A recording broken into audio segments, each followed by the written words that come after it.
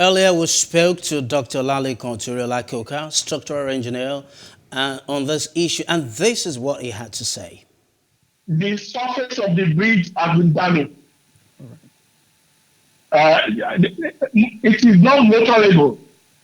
You cannot determine the time unless they now take an equipment there to now check for the serviceability of that bridge. Problem of our government.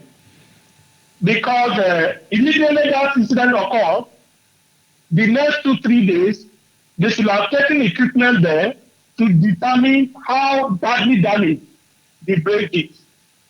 And they don't do that, they cannot specify to the masses when and where, at what time, they can now be moving on the bridge. And equipment will determine that, yes, within 2 weeks, within a month, within 1 month, within 6 months, within 1 year, the bridge is ready for you. Please do subscribe to our YouTube channel and don't forget to hit the notification button so you get notified about fresh news updates.